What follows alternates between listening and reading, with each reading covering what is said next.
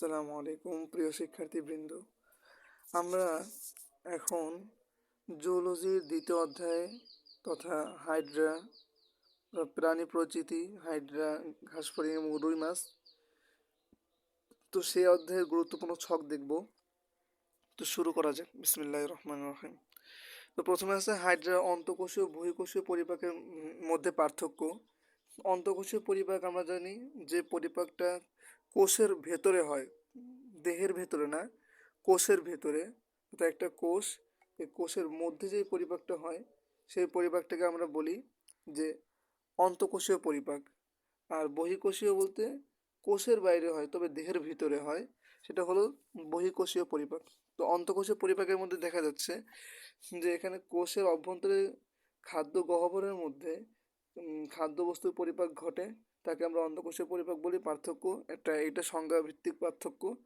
কোষের বাইরে সিলেন্টেরনের মধ্যে, তো এই একটা হাইড্রা যদি আমি আঁকি, তো সেক্ষেত্রে এই ভেতরে যে পরিপাকটা হয় সেটা হচ্ছে বহিঃকোষীয়। আর এই যে একটা কোষ, এই কোষের মধ্যে যেটা হবে, এই কোষের মধ্যে যেটা হবে সেটা হলো অন্তঃকোষীয়। তাহলে সিলেন্ট্রন পাকস্থলী বা অন্ত্রের লুমেনে খাদ্যবস্তু পরিপাক ঘটে, সেটাকে বলা হয় বহিঃকোষীয় পরিপাক। খাদ্য গহ্বর সৃষ্টি হয়, অন্তঃকোষীয় পরিপাকে খাদ্য গহ্বর সৃষ্টি হয়, বহিঃকোষীয় পরিপাকে খাদ্য গহ্বর সৃষ্টি হয় না। অন্তঃকোষীয় পরিপাকে এনজাইম লাগে, অন্তঃকোষীয় এনজাইম লাগে, এক্ষেত্রে এনজাইম লাগে তবে বিভিন্ন উৎসের এনজাইম। আর অন্তঃকোষীয় পরিপাকে অন্তঃকোষীয় এনজাইম ব্যবহৃত হয়। এরপরে শোষণ এবং পরিবহন।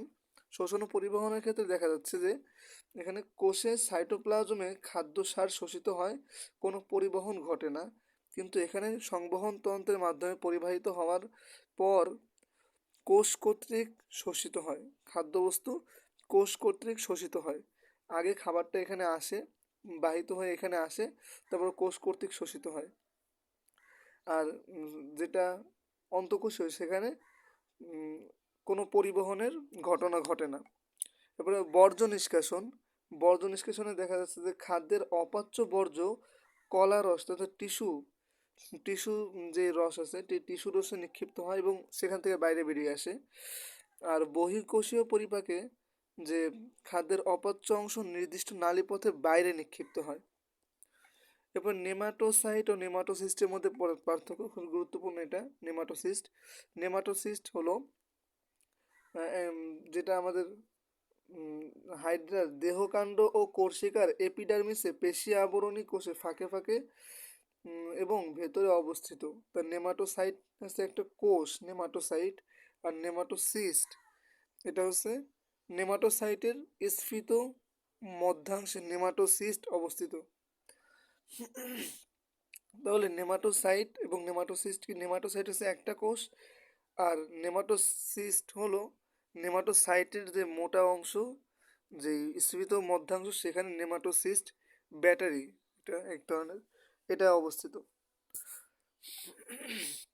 মনে রাখতে হবে এখান থেকে নেমাটোসিস্ট আবরণী অজীব কাইটিন নির্মিত।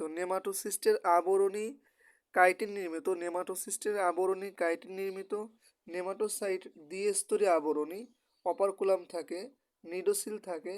আর এই নেমাটোসিস্ট তো থাকে, এর মধ্যে সাইটোপ্লাজম থাকে, কোষীয় অঙ্গাণু নিয়ে গঠিত। নেমাটোসাইটের আবরণী সজীব প্লাজমা লেমা দিয়ে গঠিত। তো একটা নেমাটোসিস্ট আমি যেরকম আঁকি, তো এই যে নেমাটোসাইট, এই নেমাটোসাইটের যে আবরণী, এই আবরণীটা এরকম দ্বিস্তরী এবং এটা সজীব প্লাজমা লেমা দিয়ে গঠিত।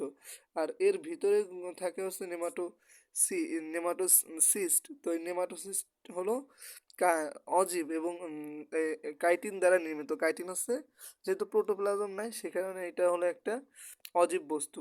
এরপরে নেমাটোসিস্ট ধারণ করে হচ্ছে নেমাটোসিস্ট ধারণ করে। আর নেমাটোসিস্ট শিকার ধরা, আত্মরক্ষা, চলন ও আঁকড়ে ধরতে সহায়তা করে। এরপরে আছে হামাগুড়ি ও ডিগবাজি চলনের মধ্যে পার্থক্য। খুবই গুরুত্বপূর্ণ দুইটি চলন, অনেকগুলো চলনের মধ্যে দুইটি চলন, যে লুপিং ও সমারসল্টিং, যার বাংলার নাম হচ্ছে হামাগুড়ি ও ডিগবাজি বা সমারসল্টিং। যেটা এই পদ্ধতি, যেটা আছে লুপিং আমরা মনে রাখবো লম্বা দূরত্ব যায়। আর সমারসল্টিং যেটা, সেখানে হচ্ছে স্বাভাবিক চলন, স্বাভাবিক চলন, স্বাভাবিক।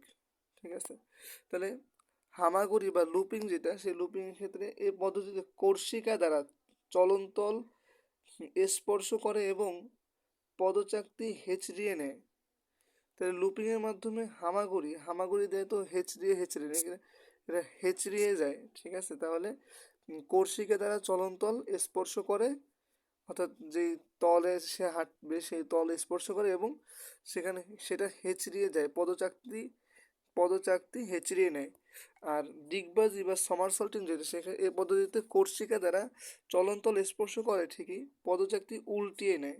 অর্থাৎ ডিগবাজি তো উল্টে এরকম ডিগবাজি দেয়, এরকম পদচাকতি দিয়ে কর্ষিকা দিয়ে এরকম ধরে, ধরে আবার এইটা এই সাইডে নিয়ে এভাবে, তারপরে আবার এরকম যায়, এরকম। আর এই ক্ষেত্রে লুপিং যেটা, লুপের মতো তৈরি করে। আচ্ছা, এরপরে এক্ষেত্রে দেহের মৌখিক অংশ সর্বদা গতিপথের দিকে এবং পদচাকতি পেছনে থাকে। তাহলে মৌখিক অংশ সবসময় সামনে থাকে এবং পদচাকতি পেছনে থাকে। মৌখিক অংশ সামনে থাকে এবং পদচাকতি পেছনে থাকে। মৌখিক অংশ সামনে থাকে, পদচাকতি পেছনে থাকে। আর এক্ষেত্রে মৌখিক অংশ এবং পদচাকতি পর্যায়ক্রমে সামনে পেছনে যায়। একবার সামনে, তারপরে আবার এইটা এই পাশে চলে গেলে তখন এটা এটা সামনে চলে যাবে, আবার এটা এটা আবার এরকম ডিগবাজি হবে, তখন এই এই মাথা আবার যদি এরকম যায় তো ডিগবাজি। সেটা আমি এটা আর একটু আঁকি, একটা তল, এই তলের উপরে এইভাবে গেছে, তো এটা মুখ মনে করেন, তো এটা সামনে থাকলো, এরপরে তো ডিগবাজি যখন দেবে তাহলে এই যে এইটা হচ্ছে কৌশিকে, তাহলে সেক্ষেত্রে এইটা আবার এইখানে যাবে, এটা দিয়ে আবার উল্টো একটা ডিগবাজি হবে এই কর্ষিকা। আবার এই যে উম, হওয়ার পরে মানে বিষয়টা এরকম, মানে এখানে এভাবে গেল মুখ দিয়ে, প্রথমে হচ্ছে কর্ষিকা দেবে, আমি একটু হাইড্রা রাখি, একটা হাইড্রা, সে এইভাবে গেল, কর্ষিকা দিয়ে এভাবে ধরলো, ধরার পরে সে তো এইটাকে এইভাবে নেবে, তখন হচ্ছে এখন তো এই কর্ষিকার সামনে, যখন এইটাকে এই জায়গায় নেবে তখন এই জায়গায় চলে আসবে হাইড্রাটা, আর কর্ষিকা পিছনে থেকে যাবে। তাহলে একবার কর্ষিকার সামনে, একবার হাইড্রার সামনে, মানে দেহটা সামনে। আশা করি এবার বোঝা গেছে। তো ডিগবাজি আমরা যেভাবে দিই আর কি, ডিগবাজি সেভাবে চলে। তাহলে আমরা মনে রাখবো যে লুপিংয়ের ক্ষেত্রে সবসময় মুখ সামনে থাকে আর পদচাকতি পিছনে থাকে, আর ডিগবাজির ক্ষেত্রে একবার সামনে মুখ, একবার সামনে কর্ষিকা, এভাবে। এবারে লুপিংয়ের ক্ষেত্রে দেখা যাচ্ছে যে এখানে হামাগুড়ি একটি লুপ গঠন করে, এই জন্য তো নাম লুপিং হয়েছে। হামাগুড়িটা একটা লুপ তৈরি করে, আর ডিগবাজিতে দেখা যায় দুটি লুপ তৈরি হয়। খুবই গুরুত্বপূর্ণ যে একটি লুপ কোথায় তৈরি হয় এবং দুটি লুপ কোথায় তৈরি হয়। একটি লুপ তৈরি হয় হলো, একটি লুপ তৈরি হয় লুপিংয়ের ক্ষেত্রে, যার নাম লুপিং সে একটা লুপই তৈরি করবে, কিন্তু যেখানে ডিগবাজি বা সমারসটিং হয় সেক্ষেত্রে দুটি লুপ গঠিত হয়। আর লুপিংয়ের ক্ষেত্রে আমরা জানি দৈর্ঘ্য অপেক্ষা কম দূরত্ব অতিক্রম করে, দৈর্ঘ্য অপেক্ষা কম দূরত্ব অতিক্রম করে, দৈর্ঘ্য অপেক্ষা কম দূরত্ব অতিক্রম করে মানে অর্ধেক। আর এই ডিগবাজিতে দৈর্ঘ্যের প্রায় দ্বিগুণ দূরত্ব অতিক্রম করে।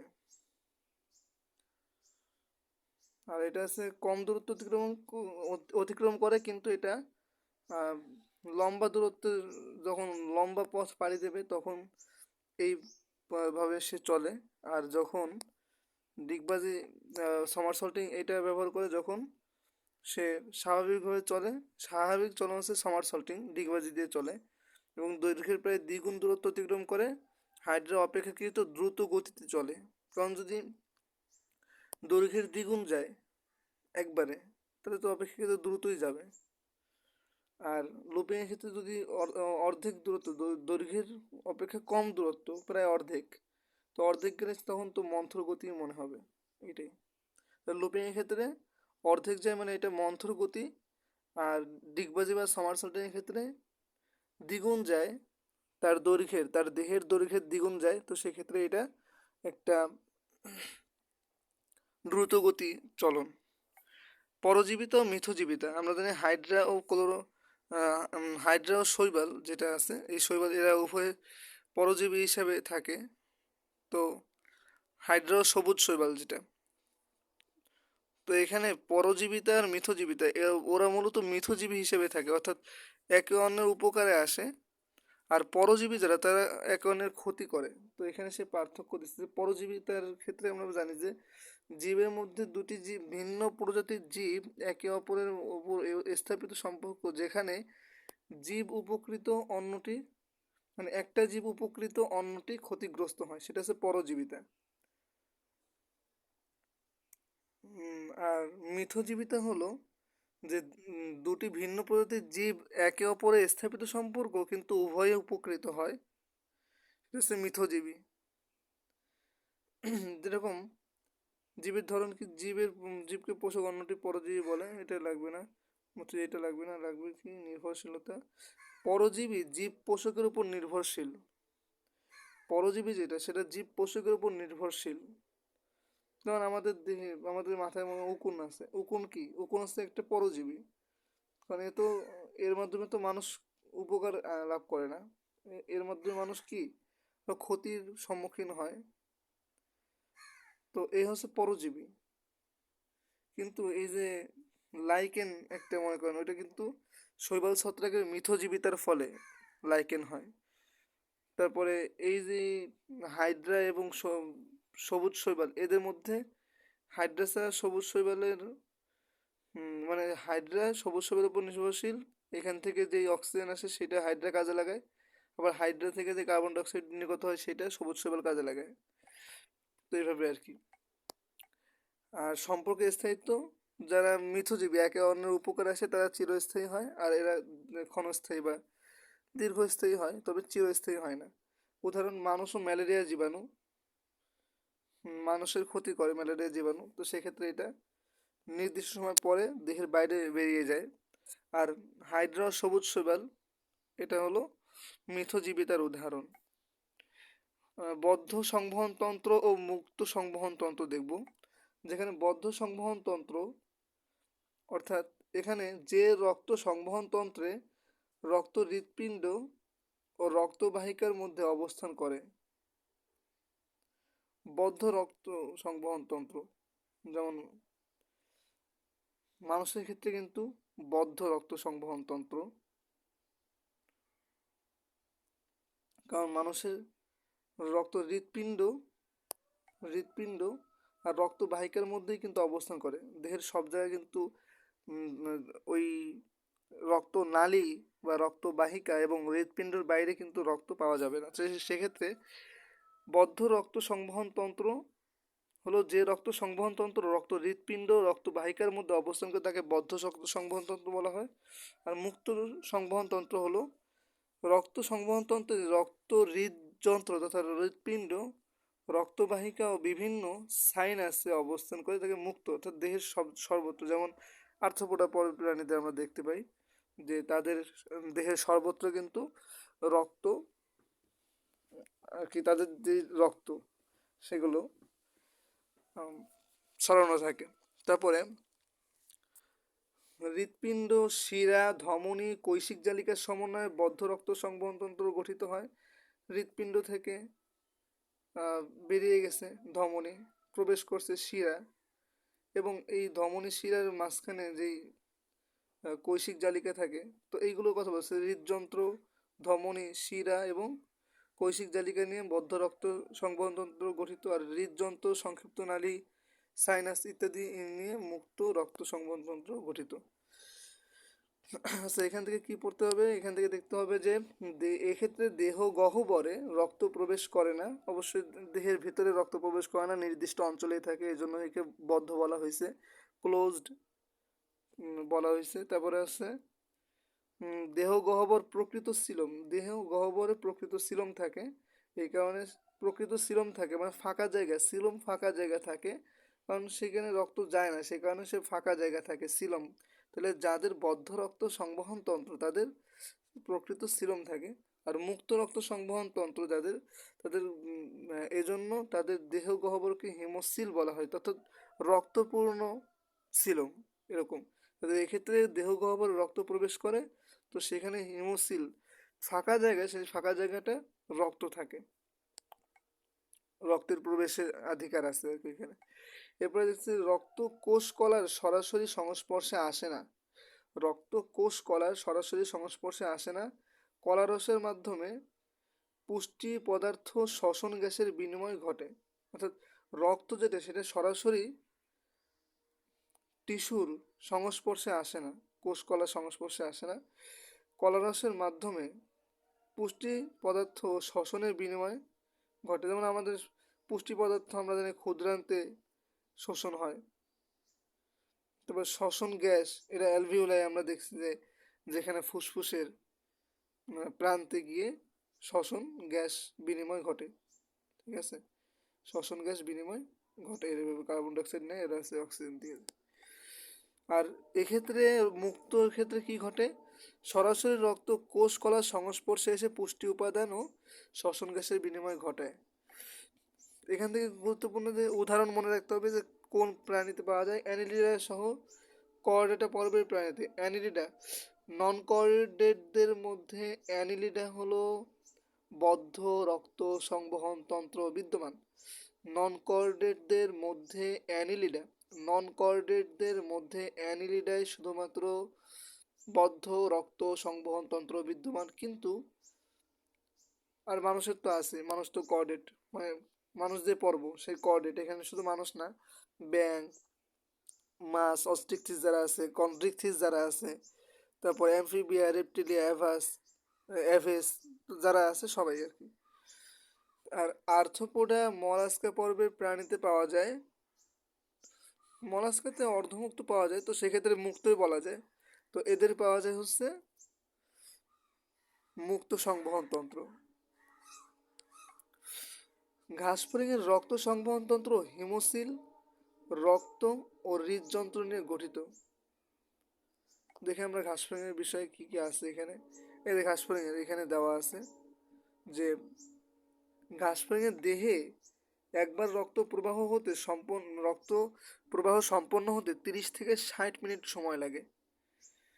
এদের পৃষ্ঠীয় পর্দায় যে এইভাবে দেওয়া আছে, এই যে হৃদযন্ত্র কতগুলো প্রকোষ্ঠ। হুম,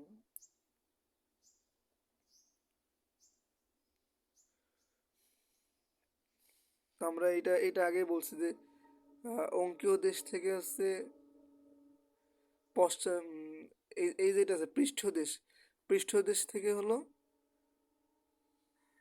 সামনে রক্ত সংবাহিত মানে অতিবাহিত হয়, রক্ত সামনের দিকে যায়।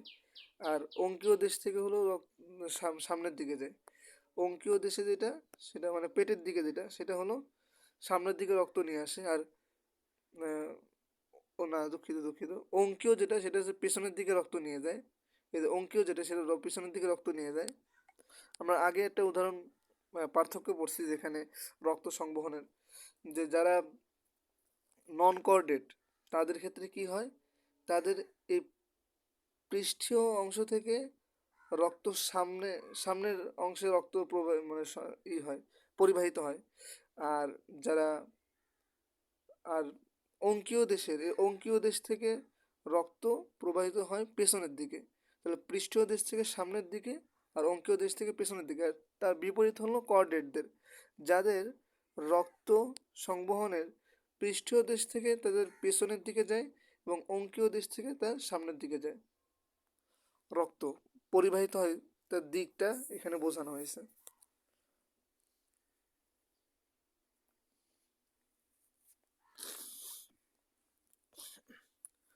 আমরা এখানে একটা সিরিয়াল দেখতে পাচ্ছি যে কোনটার পরে কোনটা। প্রথমে এই যে হৃদযন্ত্র, এই হৃদযন্ত্র থেকে মহাধমনী, সংকোচনের ঢেউ মহাধমনীতে যায়, সেখান থেকে মস্তক সাইনাসে যায়, সেখান থেকে পেরিনিউরাল সাইনাসে, এবং সেখান থেকে পেরিভিসেরাল সাইনাস, হৃদযন্ত্র থেকে ধমনী, সেখান থেকে মস্তক সাইনাস, সেখান থেকে পেরিনিউরাল সাইনাস, সেখান থেকে পেরিভিসেরাল সাইনাস, সেখান থেকে পেরিকার্ডিয়াল সাইনাস। তাহলে প্রথমে মহাধমনীতে গেল, এরপরে মস্তকে যাবে রক্ত, মহাধমনী থেকে মস্তকে যাবে। তাহলে বললাম যে হৃদযন্ত্র থেকে আসছে এদের পৃষ্ঠীয় বরাবর হৃদযন্ত্র থাকে। আর যারা মানুষ সহ যারা কর্ডেট তাদের অঙ্কীয় বা পেটের যে অংশটা অঙ্কীয় সাইড, তো এই অঙ্কীয় দিকটাতে হলো হৃদযন্ত্র থাকে। আর যারা নন কর্ডেট, ঘাস ফড়িং, তারপরে হাইড্রা, যারা হাইড্রা তো থাকে না, মানে যারা নন কর্ডেট যাদের হৃৎপিণ্ড থাকে, তো সেক্ষেত্রে দেখা যায় যে রক্ত পরিবাহিত হচ্ছে কীভাবে, রক্ত পরিবাহিত হচ্ছে সম্মুখ দিকে, কারণ এদের পৃষ্ঠীয় বরাবর হৃদযন্ত্র থাকে, পৃষ্ঠীয় থেকে আমরা বলছি সামনের দিকে রক্ত যাবে, তো মস্তক তো সামনে থাকে, তো সেক্ষেত্রে মহাধমনী হয়ে মস্তকে যায় আগে রক্ত, তারপরে নিউরাল যে সাইনাস সেখানে যায়, তারপরে ভিসেরাল অংশে আসে, অর্থাৎ ভেতরের অংশ। ভিসেরাল অংশ মানে হচ্ছে ভেতরের অংশ, পেরিভিসেরাল অংশ মানে অঙ্গ প্রত্যঙ্গে আসে, সে পেরিভিসেরাল থেকে আবার পেরিকার্ডিয়াল মানে হৃদযন্ত্রের উপরে যে সাইনাসে এখানে আসে, সেখান থেকে আবার হৃদযন্ত্রে আসে। তো এভাবে চলতে থাকে। সিরম ও হিমোসিলের মধ্যে পার্থক্য, খুব গুরুত্বপূর্ণ একটা পার্থক্য, আমরা এর আগেই পড়ে আসছি, তারপর আবার একটা খেয়াল রাখবো। সিলম মানে ফাঁকা স্থান, আর রক্তপূর্ণ ফাঁকা স্থান। আমরা দেখতে পাই এখানে যে মেসোডার্ম থেকে উদ্ভূত হয় পেরিটোনিয়াম আবরণ দ্বারা পরিবৃত্ত দেহপ্রাচীর পৌষ্টিক নালীর মধ্যবর্তী সিলোমিক তরলপূর্ণ গহ্বরকে সিলম বলে। তাহলে তরলপূর্ণ গহ্বর এটা হচ্ছে সিলম, তরলপূর্ণ গহ্বর হলো সিলম, আর রক্তপূর্ণ গহ্বর হলো হিমোসিল। এটাও মেসোডার্ম থেকে উদ্ভূত পেরিটোনিয়াম পর্দা দ্বারা আবৃত, তারপরে দেহপ্রাচীর ও পৌষ্টিক নালীর মধ্যবর্তী জায়গায় থাকবে, সবই ঠিক আছে। তবে সিলম হলো তরলপূর্ণ, আর হিমোসিল হলো রক্তপূর্ণ গহ্বর। সিলম দেহের কোনো অঙ্গ বা উপাঙ্গে প্রসারিত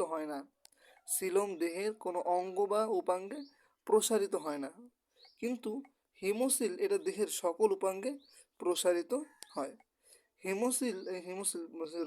সিলম রক্ত সংবহন তন্ত্রের অংশ গঠন করে না, কিন্তু হিমোসিল যেহেতু রক্তপূর্ণ, তো হিমোসিল রক্ত সংবহন তন্ত্রের অংশ গঠন করে। তাহলে হিমোসিল রক্ত সংবহন তন্ত্রের অংশ গঠন করে, এবং সিলম যেটা সে রক্ত সংবহন তন্ত্র গঠন করে না।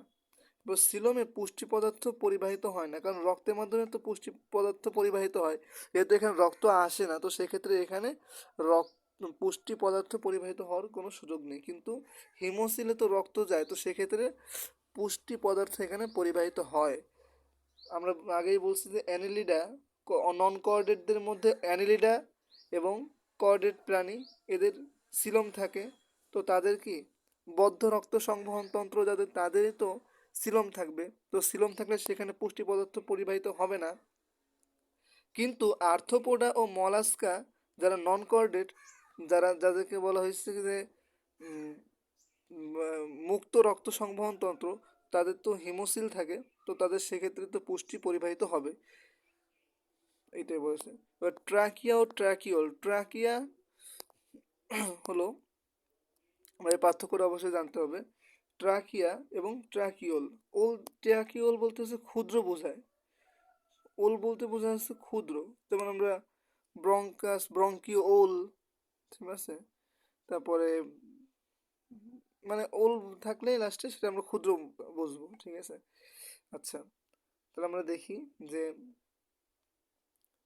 স্পাইরাকল থেকে সৃষ্ট হয়ে সমগ্র দেহে জালিকার মতো বিস্তৃত থাকে ট্রাকিয়া, আর ট্রাকিওল যেটা সেটা হচ্ছে ট্রাকিয়াল কোষ থেকে সরাসরি দেহকোষের সংস্পর্শে, তো একটু মনে রাখতে হবে যে সরাসরি দেহকোষের সংস্পর্শে আছে ট্রাকিওল, আর সমগ্র দেহে জালিকার মতো বিস্তৃত থাকে ট্রাকিয়া, আর ট্রাকিওলটা সরাসরি দেহকোষের সংস্পর্শে আসে। আমরা বলছি যে এটা একটু বৃহৎ হবে, কারণ এর শেষে ওল নাই, এর শেষে ওল আছে। তাহলে এখানে বৃহৎ আকার, যেমন 2.5 মাইক্রোমিটার ব্যাস। আর ট্রাকিওল এটা ক্ষুদ্রাকার, ব্যাস হলো 1 মাইক্রোমিটারের চেয়ে কম। তাহলে 1 মাইক্রোমিটারের চেয়ে কম হলো ট্রাকিওল, আর ট্রাকিয়া হলো 2.5 মাইক্রোমিটার।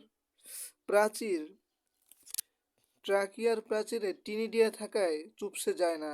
খুবই গুরুত্বপূর্ণ যে কী কারণে চুপসে যায় না, টিনিডিয়া থাকার কারণে চুপসে যায় না।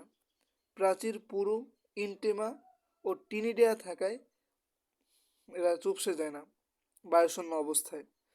আর ট্রাকিওলের ক্ষেত্রে টিনিডিয়া থাকে না, সে কারণে এরা তরল শূন্য অবস্থায় চুপসে যায়। প্রাচীর পাতলা থাকে এই কারণে। উৎপত্তি, স্পাইরাকল থেকে সৃষ্টি হয়ে ট্রাকিওল কোষে পরিসমাপ্তি ঘটে, অর্থাৎ ট্রাকিয়ার পরিসমাপ্তি হয়, আর ট্রাকিওল কোষ থেকে সৃষ্টি হয়ে দেহকোষের সংস্পর্শে আসে। স্পাইরাকল থেকে ট্রাকিয়া হয়, সেখান থেকে ট্রাকিওল হয়, এভাবে। তাহলে স্পাইরাকল থেকে সৃষ্টি হয়ে ট্রাকিওল কোষের পরিসমাপ্তি ঘটে, আর এরপরে ট্রাকিওল কোষ থেকে সৃষ্টি হয়ে দেহকোষের সংস্পর্শ পর্যন্ত এর বিস্তৃতি। এরপরে কাজ সেম, প্রায় কাজ একই, কারণ এরা তো একটা নালী, তাই না? এরা তো এরকম নালী, তো এদের তো কাজ একই হবে। এদের নালীর অবস্থা বোঝানো হয়েছে যে এটা পুরু প্রাচীর বিশিষ্ট, এখানে টিনিডিয়া থাকে তাই চুপসে যায় না। এ পাতলা প্রাচীর বিশিষ্ট, টিনিডিয়া থাকে না তাই চুপসে যায়। কিন্তু এখান থেকে তো জিনিসপত্র সব একই যাবে, তাই না? কারণ এরা তো একই একই মানে মাস্তুতো ভাই আর কি। স্পাইরাকল থেকে ট্র্যাকিওল কোষ পর্যন্ত এরা অক্সিজেন ও কার্বন ডাইঅক্সাইড পরিবহন করে, আর ট্র্যাকিওল থেকে দেহকোষ পর্যন্ত, মানে যতটুকু এদের বিস্তৃতি সেই পর্যন্ত এরা অক্সিজেন ও কার্বন ডাইঅক্সাইড পরিবহন করে। মালপিজিয়ান নালিকা, মালপিজিয়ান বডি। মালপিজিয়ান নালিকা থেকে হচ্ছে আমাদের আর্থ্রোপোডা পর্বের প্রাণীদের আমরা দেখছি যে মালপিজিয়ান নালিকা থাকে। আর মালপিজিয়ান বডি যেটা, মানে এটা রেচন পদার্থ আর্থ্রোপোডা পর্বের প্রাণীদের, এগুলো সবুজ গ্রন্থিও থাকে বলা হয়। আর মালপিজিয়ান বডি যেটা, মানুষের যেই বা মেরুদণ্ডী প্রাণীর যেই কিডনি, এর ভিতরে মালপিজিয়ান বডি থাকে। তো খুবই প্যাঁচ লাগানো যাবে না, এখানে খেয়াল রাখতে হবে। তো আমরা দেখি এখানে মালপিজিয়ান নালিকা যেটা আছে, সেখানে ঘাসফড়িং সহ সকল পতঙ্গের রেচন অঙ্গ, সকল পতঙ্গের রেচন অঙ্গ আর্থ্রোপোডা পর্বের, আর্থ্রোপোডা পর্বেই তো সকল পতঙ্গ থাকে। তো আর্থ্রোপোডা পর্বের প্রাণীদের প্রধান রেচন অঙ্গ হলো মালপিজিয়ান নালিকা। আর মালপিজিয়ান বডি যেটা, মালপিজিয়ান বডি হলো সকল মেরুদণ্ডী প্রাণীদের রেচন অঙ্গের অংশ। বললাম মেরুদণ্ডী প্রাণীদের রেচন অঙ্গ কোনটা? Kidney, kidney. তো সেক্ষেত্রে কিডনির একটা অংশ হলো মালপিজিয়ান বডি। এবারে অবস্থান কোথায়? অবস্থান হলো প্রাণীর অন্ত্রের প্রাচীরে। মালপিজিয়ান নালিকা অন্ত্রের প্রাচীরে গুচ্ছ আকারে অবস্থান করে। আর মালপিজিয়ান বডি যেহেতু কিডনির ভিতরে থাকে, কিডনির একক হলো নেফ্রন, তো সেই নেফ্রনের এককভাবে নেফ্রনের ভিতরে অবস্থান করে। এবার সংখ্যা, এটা অল্প সংখ্যক থাকে, ঘাস ভেঙে প্রায় 100টি থাকে, তো মনে রাখতে হবে যে 100টি থাকে। আর মালপিজিয়ান বডি অধিক থাকে, প্রায় 20 লক্ষ থাকে, 20 লক্ষ, এটা মনে রাখতে হবে। আর সূক্ষ্ম সুতার মতো নলাকার এপিথেলিয়ামের ভিত্তি হিসেবে কাজ করে। এখানে গোলাকার কাপের মতো বোম্যান্স ক্যাপসুল, তো অবশ্যই কাপের মতো এরকম থাকে বোম্যান্স ক্যাপসুল। এবং কৈশিক জালিকার পিণ্ড গ্লোমেরুলাস নিয়ে গঠিত। সংযুক্তি কোথায় কোথায় সংযুক্ত? এক প্রান্ত হিমোসিলে মুক্ত থাকে, অন্য প্রান্ত অন্ত্রের সাথে সংযুক্ত থাকে। একটা যেহেতু এটা আর্থ্রোপোডা প্রাণীতে, সেক্ষেত্রে হিমোসিলে যুক্ত থাকে, হিমোসিলে মুক্ত থাকে এক প্রান্ত, আর অন্য প্রান্ত থাকে হলো অন্ত্রের সাথে সংযুক্ত। আর এই ক্ষেত্রে এক প্রান্ত থাকে নেফ্রনে, প্রক্সিমাল প্যাচানো নালিকা বা পিসিটি আমরা যেটা বলি, যে প্রক্সিমাল কনভলিউটেড টিউবিউল নালিকার সাথে এক প্রান্ত থাকে, অন্য প্রান্ত রক্ত নালিকার সাথে থাকে। তাহলে এক প্রান্ত থেকে, এই আমাদের ক্ষেত্রে রক্ত নালিকার সাথে, এদের ক্ষেত্রে হিমোসিলে থাকে। আর ওদের ক্ষেত্রে অন্য প্রান্ত যুক্ত থাকে অন্ত্রের সাথে, আর আমাদের ক্ষেত্রে অন্য প্রান্ত যুক্ত থাকে পিসিটির সাথে। কার্যপদ্ধতিতে বলাই হয়েছে যে এরা হিমোসিলের বিদ্যমান হিমোলিম্ফ থেকে রেচন বর্জ্য সংগ্রহ করে, আর আমাদের এখানে রক্ত থেকে সূক্ষ্ম সাকনের মাধ্যমে রেচন বর্জ্য সহ অনেক প্রয়োজনীয় বস্তু সংগ্রহ করে নেফ্রনের নালিকায় প্রেরণ করে। এর মাধ্যমে আস্তে আস্তে যে রেচন বর্জ্য সেগুলো বাইরে নিক্ষিপ্ত হয়। আচ্ছা, এরপরে আমরা চলে যাব ঘাসফড়িংয়ের যেই সুপার পজিশন, যে দর্শন কৌশল খুবই খুবই গুরুত্বপূর্ণ এবং অনেকের প্যাচ লেগে যায় এই জায়গাটা, খুবই মনে থাকে না, কিছু ভিন্ন ভিন্ন নাম আছে, আমাদের বোঝার কিছু ঘাটতি থাকতে পারে, তো আমরা এখানে বুঝে নেব এখনই। সুপার পজিশন, যেটা সুপার, ঠিক আছে, এটা সুপার দন্তাস দিয়ে শুরু, আমি একটু নেমোনিকের মাধ্যমে বুঝাই দিই। দন্তাস দিয়ে শুরু সুপার, তো সেটা হচ্ছে স্তিমিত বা মৃদু আলো প্রতিবিম্ব গঠিত হয়, ঠিক আছে। আর যেটা হচ্ছে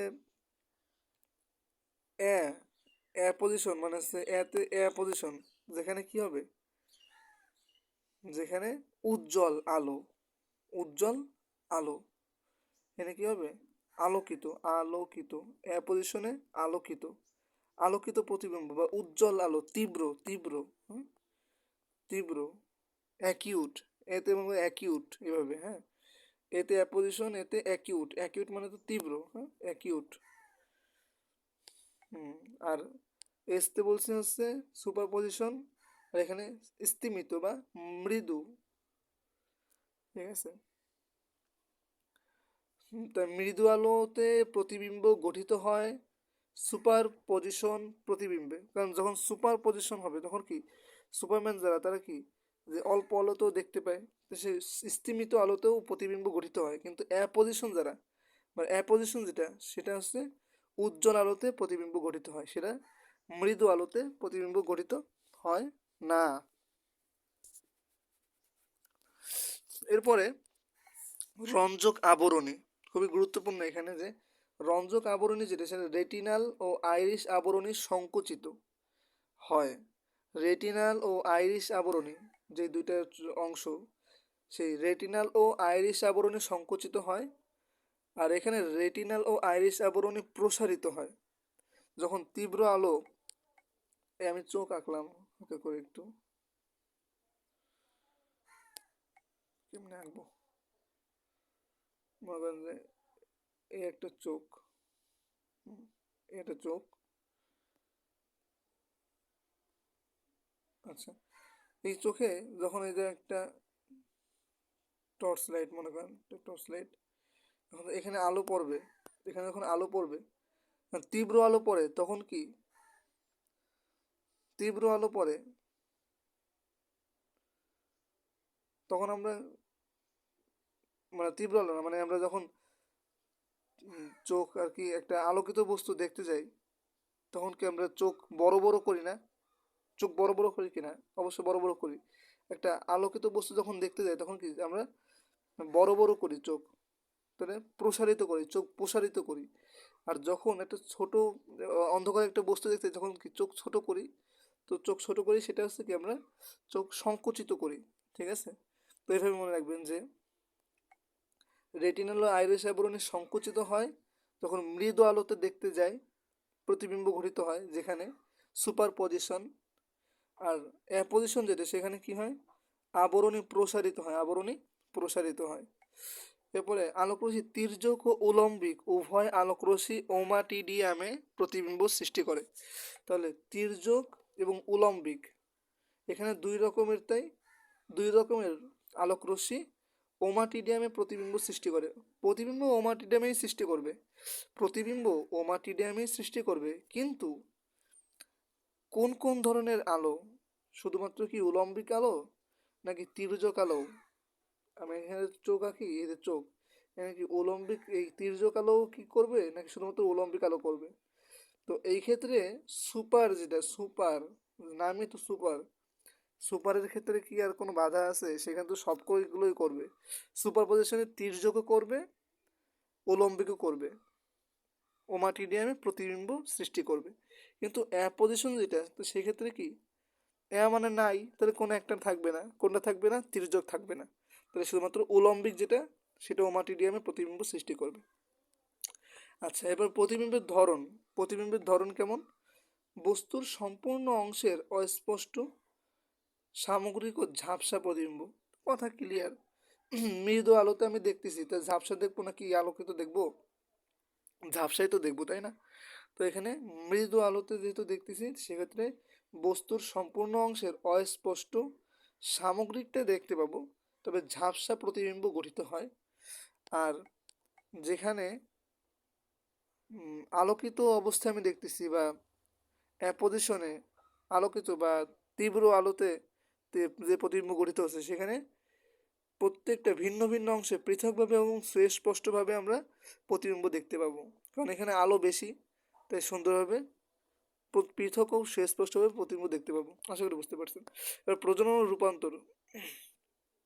ঘাসফড়িং একটি একলিঙ্গ প্রাণী। এদের যৌন সুস্পষ্ট যৌন দৃঢ়তা দেখা যায়, অর্থাৎ পুরুষ ও স্ত্রী ঘাসফড়িংকে বাহ্যিকভাবে আলাদা করা যায়, কারণ ঘাসফড়িং এক লিঙ্গ বলছে, এবার নাকি প্রত্যেকের শরীরে একটা করে লিঙ্গ। উভলিঙ্গ বললে হচ্ছে এক শরীরে দুইটা লিঙ্গ, কিন্তু এক লিঙ্গ মানে হচ্ছে এক শরীরে একটা লিঙ্গ, অর্থাৎ পুরুষের শরীরে পুরুষ যে প্রজননতন্ত্র থাকবে, মহিলার শরীরে মহিলার স্ত্রী প্রজননতন্ত্র থাকবে। কিন্তু যেখানে আমরা উভলিঙ্গ পড়ি, তো সেক্ষেত্রে একটা শরীরের ভিতরেই আমরা দেখতে পাবো কি যে দুইটা প্রজননতন্ত্রই বিদ্যমান থাকে। তো এখানে সুস্পষ্ট যৌন দৃঢ়তা দেখা যায়, অর্থাৎ পুরুষ এবং স্ত্রী ঘাসফড়িংকে আলাদা করা যায়। কীভাবে আলাদা করি আমরা? আমরা এখানে ওদের যে দেহখণ্ড আছে, দেহখণ্ড আমরা জানি যে ঘাসফড়িং একটি আর্থ্রোপোডা পর্বের প্রাণী। আর্থ্রোপোডা পর্বের প্রাণীদের খণ্ডকায়ন হয়, সেখানে 11টি খণ্ড আমরা দেখতে পাই, যেখানে উদরের নবম খণ্ডকাংশে পুং জনন ছিদ্র বিদ্যমান থাকে। স্ত্রী ঘাসফড়িংয়ের ক্ষেত্রে অষ্টম ও নবম খণ্ডাংশ মিলে জনন ছিদ্র গঠন করে। তাহলে পুরুষ ও স্ত্রী ঘাসফড়িংয়ের গুরুত্বপূর্ণ পার্থক্য হলো যে নবম খণ্ডকে পুং জনন ছিদ্র বিদ্যমান থাকে, স্ত্রী ঘাসফড়িংয়ের ক্ষেত্রে অষ্টম ও নবম দুইটা, কিন্তু এখানে একটা না। পুরুষের ক্ষেত্রে একটা, উদরের নবম খণ্ডাংশ পুং জনন ছিদ্র বিদ্যমান, কিন্তু স্ত্রীর ক্ষেত্রে অষ্টম এবং নবম এই দুইটা খণ্ডাংশ মিলে জনন ছিদ্র গঠন করে। আর পুরুষ তুলনামূলক ছোট হয়। আমরা জানি যে সব ক্ষেত্রে পুরুষ কিন্তু ছোট হয়, মানে মানুষের ক্ষেত্রে বাদে। এসে জনন যে প্রজননতন্ত্রের ক্ষেত্রে, যেমন আমরা জানি যে শুক্রাণু ছোট হয়, ডিম্বাণু বড় হয়। তো একইভাবে স্ত্রী ঘাসফড়িং তুলনামূলক আকারে বড় হয়, আর পুরুষ ঘাসফড়িং আকারে ছোট হয়। এভাবে দেখে বোঝা যায় উদর শুরু হয় আর এটা প্রশস্ত হয়। যেহেতু এটা বড়, উদর প্রশস্ত বলে এদেরকে বড় দেখায়, আর এদের উদর সরু বলেই এদেরকে ছোট দেখায়। এরা পুরুষ। সব জায়গায় বৈষম্য বিরোধী আন্দোলন করতে হবে তাহলে। আচ্ছা, এরপরে আমরা দেখছি যে স্টারনাম, যেটা স্টারনাম কি হয়, নবম খণ্ডকের স্টারনাম প্রলম্বিত হয়ে সাবজেনিটাল প্লেট গঠন করে, যা উক্ত গঠনের শেষে বিদ্যমান জনন ছিদ্রকে ঢেকে রাখে। তাহলে কোনটা সাবজেনিটাল প্লেট গঠন করে? নবম খণ্ডকের যে স্টারনাম থাকে, স্টারনাম নবম খণ্ডকের এটা স্টারনাম আছে এরকম, তা একটু লম্বা হয়, লম্বা হয়ে সে করে কি যে এই যে জনন ছিদ্র যেটা সেটাকে ঢেকে রাখে। ঠিক আছে, এখানে তো আরও খণ্ড আছে, এখানে তো আরও খণ্ড আছে। ঠিক আছে, নবম খণ্ডকের যেটা থাকে সেটা হচ্ছে একটু প্রলম্বিত হয়ে এই জনন ছিদ্র ঢেকে রাখে। আর স্ত্রীর ক্ষেত্রে নবম খণ্ডকে স্টারনাম প্রলম্বিত ও রূপান্তরিত হয়, এবং রূপান্তরিত হয় একটা অঙ্গ তৈরি করে, ওভিপোজিটর একটা অঙ্গ গঠন করে, যেটা ডিম পাড়ার অঙ্গ। ডিম পাড়ার জন্য একটা অঙ্গ গঠন করে, সেটা হচ্ছে ওভিপোজিটর। আচ্ছা, আমরা এখানে দেখলাম নিম্ফ ও পূর্ণাঙ্গ দশায় ঘাসফড়িংয়ের পার্থক্য। ঘাসফড়িংয়ের কয়েকটি দশা আমরা জানি, একটা নিম্ফ বা বাচ্চা দশা, যেটা নিম্ফ বা বেবি দশা। ঠিক আছে, আর একটা হলো পূর্ণাঙ্গ ঘাসফড়িং, যেটা তুলনামূলক বড়। আর নিম্ফ মানে বেবি মানে বাচ্চা, তুলনামূলক ছোট হবে, ডানা থাকবে না। বাচ্চাদের কি তখন ডানা হয়ে পারে? তো তখন একেবারে বাচ্চা। আর এখানে তো ডানা থাকবে অবশ্যই। দেহবর্ণ ফ্যাকাশে, ঘাসফড়িং কিন্তু ছোটোবেলায় ফ্যাকাশে থাকে, যখন আস্তে আস্তে বড় হয় তখন তারা সবুজ হতে থাকে। এরপর জননাঙ্গ তো তখন থাকবে না, ছোট মানুষের কি জননাঙ্গ থাকবে? বড় হলেই না অষ্টম নবম খণ্ড পরিণত হবে, তখন সেখানে কি হবে? জননতন্ত্র সৃষ্টি হবে। যে আমরা পড়ে আসছি না যে অষ্টম ও নবম খণ্ডক মিলে জনন ছিদ্র গঠন করে, এবং স্পেশালি নবম খণ্ডক স্ট্যান্ডাম প্রলম্বিত ও রূপান্তরিত হয়ে ওভিপোজিটর তথা ডিম পাড়ার অঙ্গ ওভিপোজিটর বা ডিম পাড়ার অঙ্গ গঠন করে।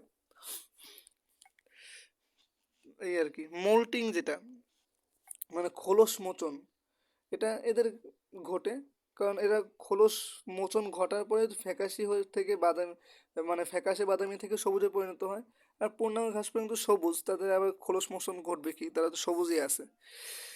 খাদ্যের প্রাত্যহিক চাহিদা আমরা চলে গেলাম এবার যে, আচ্ছা এটা হচ্ছে তৃতীয় অধ্যায়।